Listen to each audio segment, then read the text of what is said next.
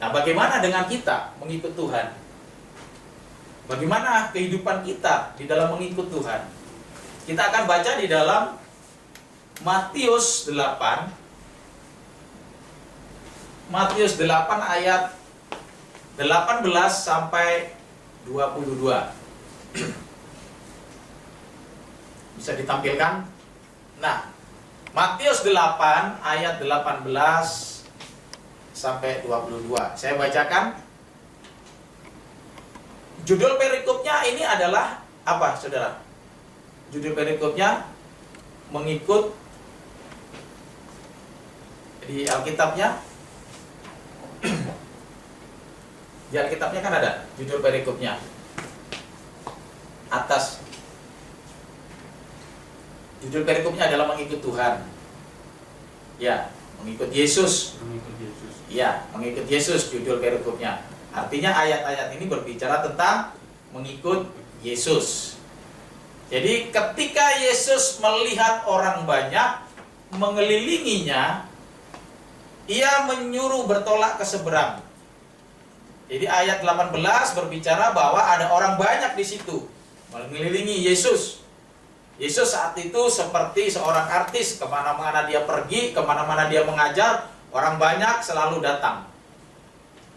Nah, ayat 18 dikatakan ada banyak, orang banyak di situ. Kemudian ayat 19 mulai berkata begini, lalu datanglah seorang ahli Taurat dan berkata kepada Yesus, aku akan mengikut engkau kemana saja engkau pergi.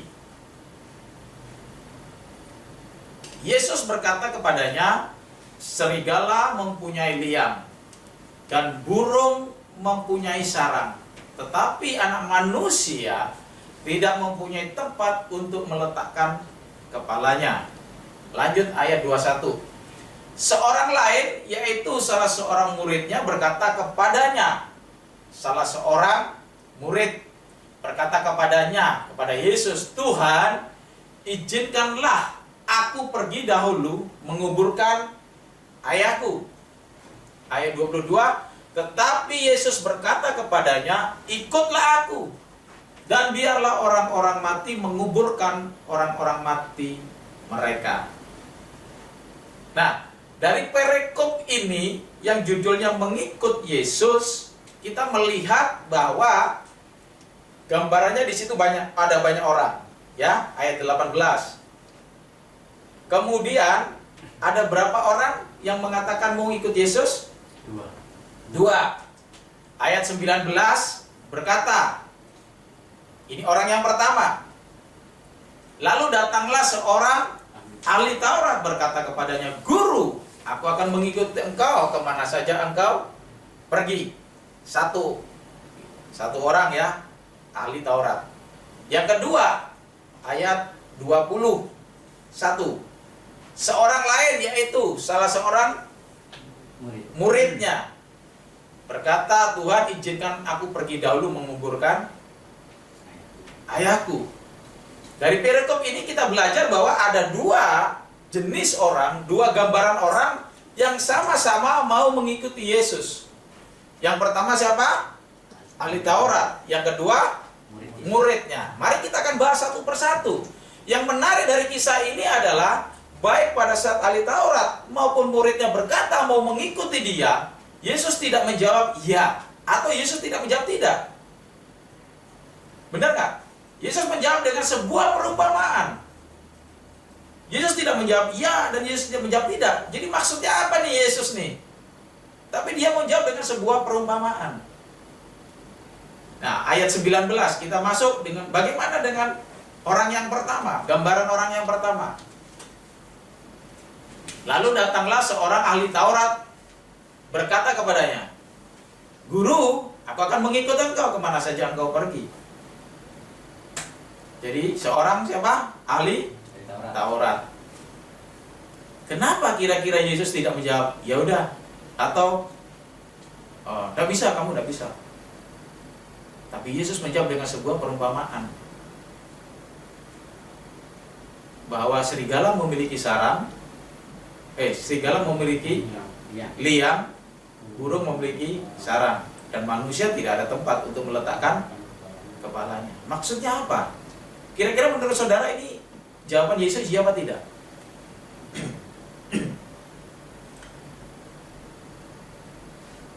Nah, Yesus menjawab dengan sebuah perumpamaan. Artinya begini, saudara.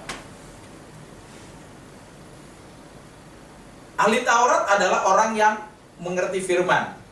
Namanya juga ahli Taurat. Jadi orang mengerti firman, orang yang berpendidikan, orang yang tahu betul akan firman. Nah, orang yang seperti ini yang berkata kepada Yesus, "Yesus, aku mau ikut engkau." Yesus tahu betul siapa ahli Taurat ini. Dan di mata Yesus, di depan, di pandangan orang-orang Yahudi saat itu, seorang ahli Taurat adalah seorang yang terpandang lah, karena dia mengerti firman Tuhan di pandangan bangsa Yahudi. Tetapi bagaimana dengan pandangan Yesus terhadap orang-orang ahli Taurat? Kita baca di dalam Matius 5 ayat 20. Kita akan belajar kenapa Yesus kok jawabnya begini sih, kok nggak jawab ya atau tidak. Matius 5 ayat 20. Maka aku berkata kepadamu, jika hidup keagamaanmu tidak lebih benar daripada hidup keagamaan ahli-ahli Taurat dan orang-orang Farisi, sesungguhnya kamu tidak akan masuk ke dalam kerajaan surga. Ini cukup serius, saudara. Yesus mau mengingatkan, jika keagamaanmu tidak lebih benar dari ahli Taurat yang mengerti firman, ahli Taurat yang orang berpendidikan, maka engkau tidak akan bisa masuk surga. Wow. Ahli Taurat adalah gambaran orang-orang berpendidikan, bukan orang awam biasa, bukan orang yang tidak tahu firman, orang yang sangat tahu, karena dikatakan ahli Taurat. Tetapi justru pandangan dari orang-orang bangsa Yahudi saat itu, masyarakat saat itu berbeda dengan pandangan Yesus.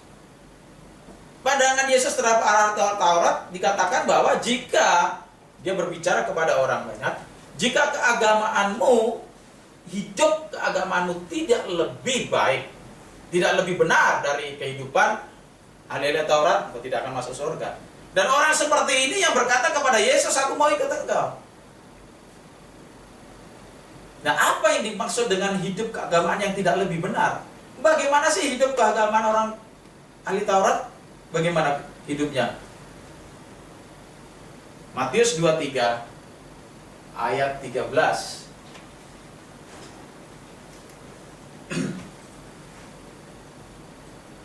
Matius 23 ayat 13 sampai 15 ya. Celakalah kamu hai ahli-ahli Taurat dan orang-orang Farisi, hai kamu orang-orang munafik. Jadi ayat 13 menyatakan bahwa ahli-ahli Taurat adalah orang-orang munafik. Ayat 13, ayat 14-nya, celakalah kamu hai ahli-ahli Taurat dan orang-orang Farisi, hai orang-orang munafik. Ayat 14, ayat 15, celakalah kamu hai ahli-ahli Taurat dan orang Farisi.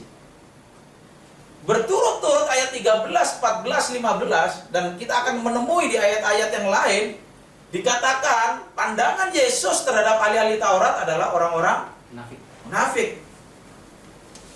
Dan kita sudah pernah pelajari beberapa kali, ini ada gaya bahasa tautologi, gaya bahasa pengulangan, yang artinya benar-benar munafik, seperti itu. Kan kita pernah pelajari ya. Jadi pengulangan yang berulang-ulang, kalau 2 itu sangat, 3 amat sangat, seperti itu. Dan kita bisa temui sebenarnya di ayat yang lain juga. 3 kali Yesus katakan, apa orang munafik. Dan orang seperti inilah yang berkata kepada Yesus, aku mau ikut engkau. Orang munafik itu apa sih, saudara? Munafik itu dalam Kamus Besar Bahasa Indonesia dikatakan pura-pura. Pura-pura. Jadi pura-pura itu yang disampaikan itu tidak sama dengan yang dilakukan. Yang disampaikan tidak sama yang dilakukan. Yesaya berkata, yang keluar dari mulut ini tidak sama dengan yang dari hati. Matius 15 ayat 7-8. Yang ditulis kembali oleh Matius, dikatakan begini, hai orang-orang munafik, benarlah nubuat Yesaya tentang kamu. Bangsa ini memuliakan aku dengan bibirnya, padahal hatinya menjauh dari padaku. Ini gambaran orang munafik. Jadi yang ada di bibir dengan hati tidak sama. Yang dikatakan dengan yang lidah lakukan itu tidak sama. Dan ini adalah gambaran yang pertama orang yang mau mengikut Yesus. Artinya orang yang mengikut Yesus yang gambaran pertama adalah orang terpelajar, orang berpendidikan, orang yang mengerti firman. Tetapi dia orang munafik.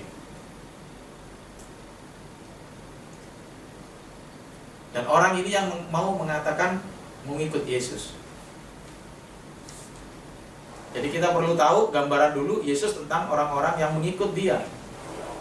Kenapa Yesus mengatakan serigala punya liang, burung punya sarang, tapi anak manusia tidak punya tempat untuk meletakkan kepala. Artinya apa? Saudara, kita fokus kepada anak manusia tidak bisa meletakkan kepalanya. Itu ya.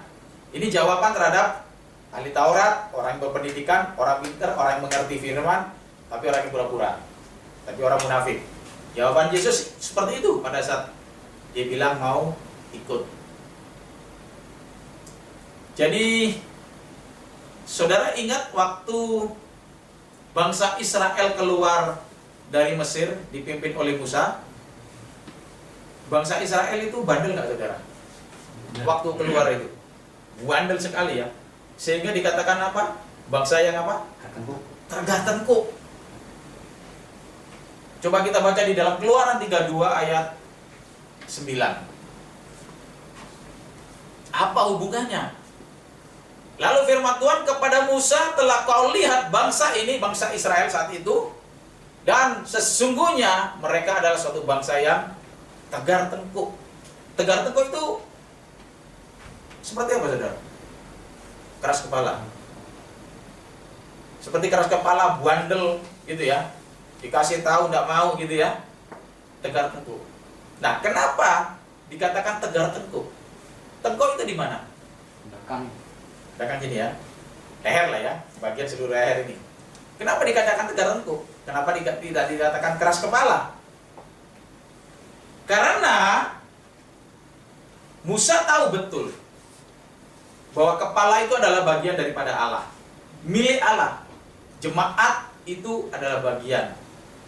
Jadi gambarannya di sini, kenapa dikatakan tegar tengkuk? Kepalanya ini adalah Allah, lehernya ini adalah jemaatnya. Kalau dikatakan keras kepala, nanti dikira yang keras Allah, karena kepala itu Allah. Sudah mengerti?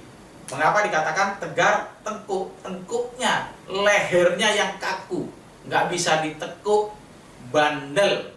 Maka bangsa ini sudah dikasih tahu, suruh begini, melihat mujizat, tetap aja mereka balik aja ke Mesir. Kenapa kamu bawa saya ke sini untuk mati di padang gurun? Nah, itulah sebabnya dikatakan bangsa yang tegar tengkuk. Itulah sebabnya Allah mengizinkan 40 tahun berjalan di padang gurun, padahal jaraknya dekat. Berjalan kaki mungkin 1 tahun, 2 tahun sudah sampai. Karena generasi yang lahir dari Mesir, ini bangsa yang tegar tengkuk. Nah, kepala daripada istri adalah suami. Kepala daripada suami adalah Allah.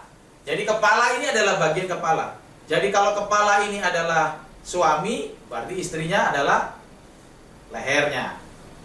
Ya kan? Kalau kepala ini adalah Allah, kita suaminya leher. Nah, ini gambaran tegar tengkuk. Jadi Tuhan mau katakan begini, golongan orang yang pertama, golongan para orang yang berpendidikan, golongan orang yang mengerti firman, golongan orang yang Bukan hanya ngerti, dikatakan ahli. Tetapi orang yang dikatakan tidak sama dengan yang dilakukan. Yang di mulut tidak sama dengan hati. Orang-orang pura-pura. Dan orang seperti ini mau mengikut Yesus. Saudara, kira-kira ini kira-kira kalau misalnya lehernya kaku, tegar tengkuk, nggak bisa digerakkan, kepala misalnya mau ke kanan, tapi lehernya nggak mau ikut ke kanan, dia maunya ke kiri, kira-kira bisa sejalan nggak, saudara? Nggak bisa sejalan. Kalau misalnya suami bilang mau ke kanan, tapi istrinya nggak mau mendukung, istrinya mau dengan kaku begitu, enak nggak, saudara? Nggak enak. Itulah sebabnya kenapa pada saat ahli Taurat berkata, aku mau mengikut engkau, Yesus menjawab, anak manusia nggak bisa meletakkan kepalanya. Kalau engkau masih menjadi orang munafik, kalau engkau masih menjadi orang yang pura-pura, kalau engkau menjadi orang yang engkau tidak nurut kepada kepala, maka kepala ini tidak bisa tidur. Sudah mengerti sampai sini? Jadi keinginan ahli Taurat itu tidak dijawab iya atau tidak. Yesus berkata, anak manusia tidak bisa meletakkan kepalanya. Artinya kalau mengikut Yesus sebagai kepala, leher, tengkuk harus tidak boleh kaku, harus luas, harus mengikuti maunya kepala. Jadi sekalipun engkau pintar, sekalipun kau berpendidikan, sekalipun engkau mengerti firman, dalam hal mengikut Yesus harus mengikuti kepala. Jangan karena kepandaian kita, jangan karena kepintaran kita berpedoman kaku, tidak mau apa, nggak ngerti maunya kepala. Amin, saudara. Luar biasa ya. Jadi pada saat ahli Taurat ini berkata, Yesus tidak bilang ya apa tidak. Serigala punya liang. Artinya apa? Sekalipun sibuk setiap hari bekerja, serigala tetap butuh waktu untuk istirahat. Burung sekalipun terbang kemana-mana, sekali waktu dia butuh sarang untuk istirahat. Yesus mengajar kemana-mana. Tetapi kalau tidak dilakukan, maka akan sia-sia. Amin. Ini gambaran orang yang pertama, ahli Taurat yang mau mengikut Tuhan. Yang kedua dikatakan di dalam Matius 8 ayat 21. Ini gambaran orang yang kedua. Seorang lain, yaitu salah seorang siapa? Muridnya. Jadi kalau gambaran tadi ahli Taurat ada orang-orang pintar, orang-orang berpendidikan, orang yang tahu firman. Ya kan? Yang mengikut. Yang kedua adalah bukan orang pintar, dia orang awam. Karena murid-murid Yesus saat itu adalah bukan orang-orang pendidikan, bukan ahli Taurat, tetapi lebih banyak nelayan-nelayan. Orang-orang pribumi biasa, yang kita sebut orang awam. Ini tidak ngerti firman, tidak banyak pengetahuan, tidak banyak orang pintar. Ini gambaran yang kedua. Tetapi dia hari-harinya bersama Yesus. Dia hari-harinya melihat praktek bagaimana Yesus mengajar dan mempraktekkan dengan mujizat-mujizat. Artinya di dalam hari-hari dia, sekalipun dia bukan orang yang berpendidikan, orang-orang pintar, orang yang tahu banyak akan tentang Taurat, tetapi hari-harinya dia penuh dengan pengajaran-pengajaran Yesus yang dipraktekkan, yang penuh kuasa. Ini adalah gambaran orang yang kedua yang mau mengikut. Ini pun Yesus tidak mengatakan bahwa iya ikut atau jangan. Karena murid ini berkata, izinkan aku dahulu menguburkan ayahku. Jawaban Yesus gimana, saudara? Ayat 22. Tetapi Yesus berkata kepadanya, ikutlah aku, dan biarlah orang-orang mati menguburkan orang-orang mati mereka. Maksudnya apa, saudara? Ikutlah aku, biarkan orang mati menguburkan orang-orang mati mereka. Jawaban Yesus ketus, ya kan? Jawaban Yesus sinis. Tuhan, izinkan aku kan menguburkan ayahku. Yesus mengatakan, biarkan orang-orang mati menguburkan orang-orang mati, tapi engkau ikutlah aku. Ada banyak orang di situ. Apakah orang-orang di situ bertawa? Berarti Yesus mengajarkan untuk tidak menghormati orang tua. Padahal Taurat berkata, banyak ada ahli Taurat di situ juga kan? Padahal Taurat berkata, Keluaran 20 ayat 12. Coba kita baca.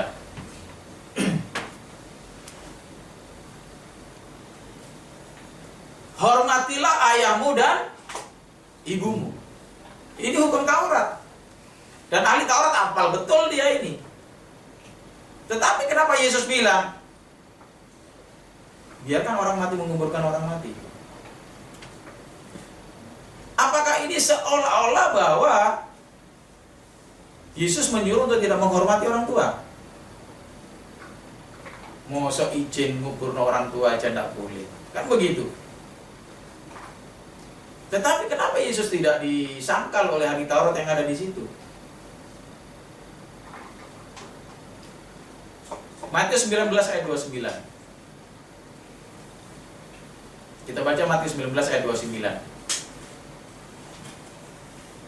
Dan setiap orang yang karena namaku meninggalkan rumahnya, saudaranya laki-laki atau saudaranya perempuan, bapak atau ibunya, anak-anak atau ladangnya, akan menerima kembali 100 kali lipat. Kalau kita baca sepintas seolah-olah ayat Matius 19 ayat 29 sama Keluaran 20 ayat 12 ini kan bertentangan. Yang satu katanya hormatilah ayah ibumu, yang ini dikatakan setiap orang kalau meninggalkan saudara-saudaranya bapaknya akan menerima berkali lipat. Jadi yang benar mana, Pak? Apakah kita harus menghormati orang tua atau harus meninggalkan? Ini muridnya saja yang izin untuk menguburkan orang tuanya aja, Yesus jawabnya begitu. Biarkan orang mati menguburkan orang mati.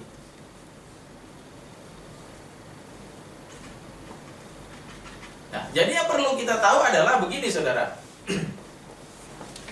Hal mengikut Yesus tadi adalah Taurat, gambaran orang-orang berpendidikan. Yang kedua adalah murid, orang awam, tetapi hari-hari mengerti pengajaran yang benar dan juga mengerti tentang mujizat-mujizat yang Tuhan Yesus lakukan. Dan orang ini mau ikut Yesus.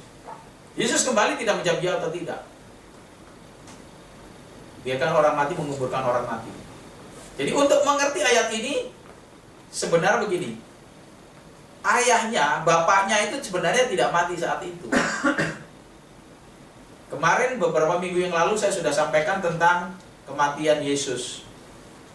Jadi tradisi kematian di sana itu bagi orang-orang yang cukup mampu, kematian itu kan dimasukkan gua,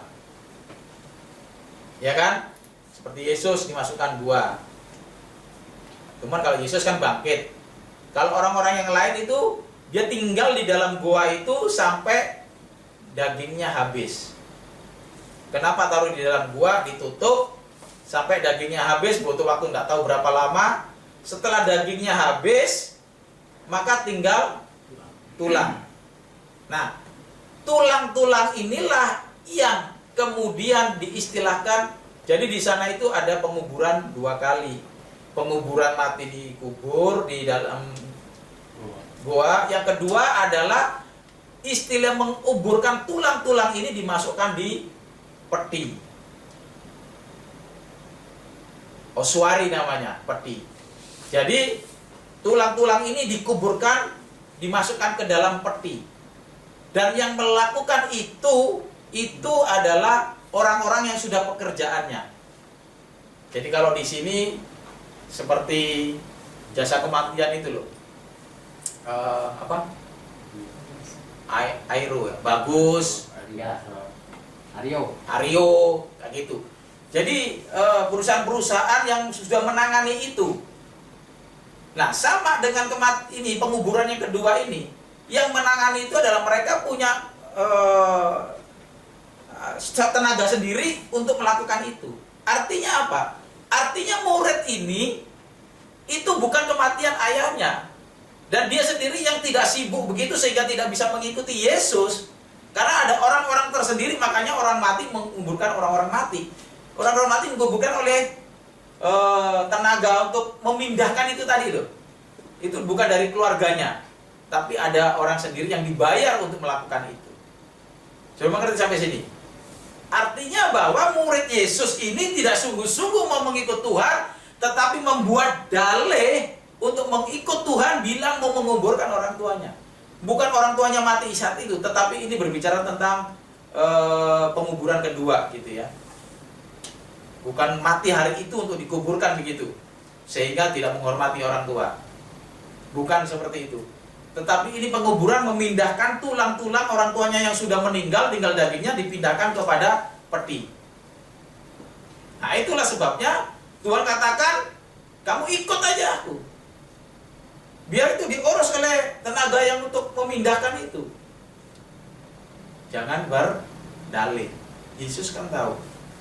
Itulah sebabnya ahli Taurat yang ada di situ tidak memprotes Yesus.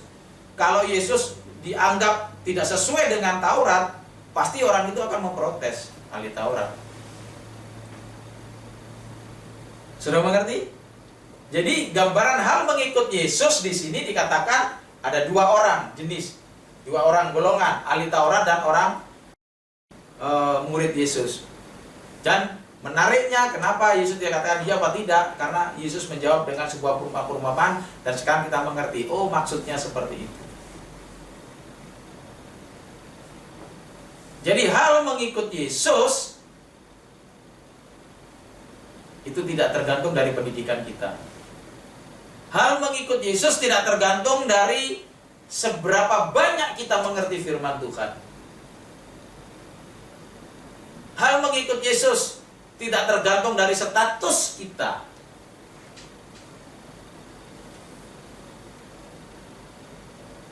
Tetapi hal mengikut Yesus itu yang pasti ada dua syaratnya. Matius 16 ayat 24. Matius 16 ayat 24. Nah ini syaratnya mengikut Yesus. Lalu Yesus berkata kepada murid-muridnya, setiap orang yang mau mengikut aku, ia apa? Harus. Ia harus. Bukan pilihan. Jadi kalau kita, saya dan saudara, siapapun yang mau benar-benar mengikut Yesus, bukan karena kita pintar, bukan karena kita mengerti firman. Mengerti firman kalau seperti ahli Taurat tidak melakukan, atau mungkin seperti murid, kita punya status murid, tetapi kita berdalih seringkali untuk mengikut Tuhan. Tetapi syarat untuk mengikut Tuhan jelas di sini dikatakan bahwa ia harus, yang pertama apa? Menyangkal diri. Yang kedua, memikul salib dan mengikut aku, kata Tuhan. Jadi hal mengikut Tuhan tidak berbicara seperti ahli Taurat, orang pintar. Tidak berbicara seperti orang awam, seperti murid-murid yang banyak berdalih. Tetapi hal mengikut Yesus itu berbicara mengenai menyangkal diri dan memikul salib. Amin saudara. Menyangkal diri itu seperti apa sih? Menyangkal diri. Menyangkal diri. Kata menyangkal ini aparneumai. Aparneumai itu membantah. Jadi menyangkal diri ini itu membantah diri.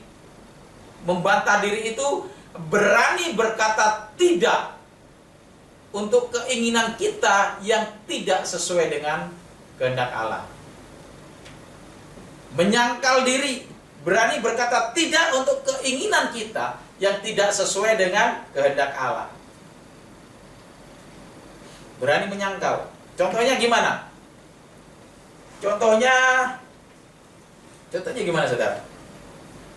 Contohnya itu berani berkata menyangkal diri. Misalnya gini.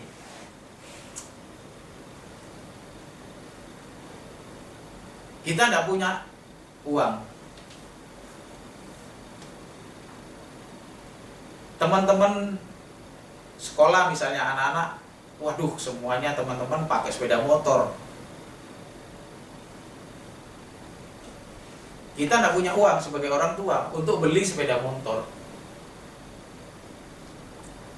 Wah, nanti dibilang kita nggak gaul, dibilang kita nggak update, sehingga kita memaksakan sendiri diri keinginan kita hanya untuk memiliki motor supaya dilihat gaul, padahal kita nggak punya uang. Mengerti ya? Memaksakan diri keinginan kita, padahal firman Tuhan kita katakan orang yang siap mengikut aku harus menyangkal diri, menyangkal, membantah keinginan yang tidak seturut dengan kehendak Tuhan. Kalau kita memaksakan diri, pasti tidak sesuai dengan kehendak Tuhan. Bukan masalah sepeda motornya sebenarnya, tetapi keinginannya. Kalau kita pas ada dana, ada uang, cukup untuk beli sepeda motor, tidak ada masalah.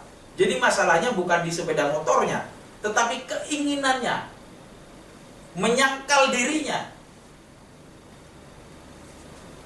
Hidup kita ini selalu ada keinginan-keinginan. Nah, kita harus tahu, kita harus peka, kita harus mengerti, kita harus sadar bahwa keinginan yang harus kita lakukan itu yang seturut dengan kehendak Allah, kehendak Tuhan. Kalau itu terasa bertentangan, ya ini bukan kehendak Allah. Jadi hal pertama untuk mengikut Yesus itu bukan karena status, bukan karena kemampuan, kekuasaan, kekayaan, kepandaian, kepintaran, enggak. Tapi kita harus bisa menyangkal diri, bisa membantah, berani berkata tidak untuk keinginan kita yang tidak seturut dengan firman Tuhan. Amin. Itu. Yang kedua, memikul salib. Apa yang dimaksud memikul salib? Kata memikul ini adalah aero, mengangkat beban. Artinya mengangkat beban. Memikul salib. Memikul salib. Gambaran yang paling mudah untuk dimengerti adalah Yesus waktu mau disalib, dia pikul nggak salibnya? Pikul ya. Pikul ya salibnya ya. Nah, kenapa Yesus menderita memikul salib? Apakah Yesus melakukan kesalahan sehingga dia layak untuk memikul penderitaan itu?